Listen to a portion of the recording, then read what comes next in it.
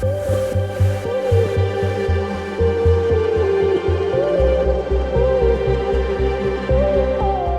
this is Brandon Splay from ThirstGym.com. Today we're going to talk about an exercise called the reverse hyper push through. Now, this exercise isn't really going to train or build a whole lot of muscle, but it's a good rehabilitation-based exercise for your low back. You're even going to train your hip flexors to some extent, maybe even your low abdominals as well. Now, you are going to want to reverse hyper for this exercise, and I'm going to highly suggest that you put some weight on here.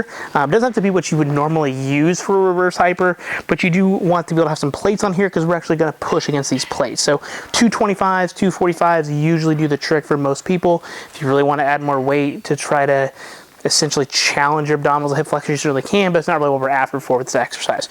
You are also still going to want your normal reverse hyper strap still on there to be able to get in position. So what we're going to do, feet in the reverse hyper strap, and from this position we're going to hop up like we're normally going to perform the reverse hyper.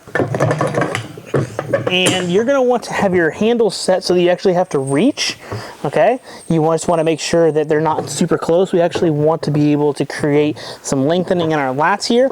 And then what we're going to do, we're going to take our toes, hopefully you can see my feet here. My toes are going to be pushed into the plates. And then I'm going to take a good exhale, push my toes forward in front of me. I should feel my low back decompress. And then I'm going to control that on the way back. So push and exhale.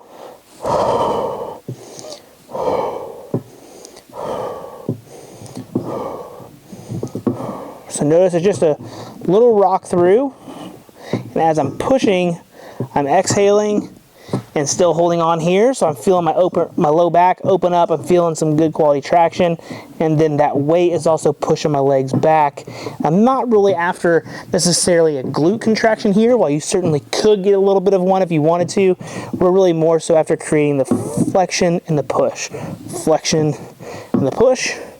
Again, you're just going to do that until you start to feel some relief, and then you're good to go. So again, it's a very small micro movement. It's just going to decompress the back. And essentially, we're going to use our flexion-based activities to open up some space there in those discs, allow some decompression.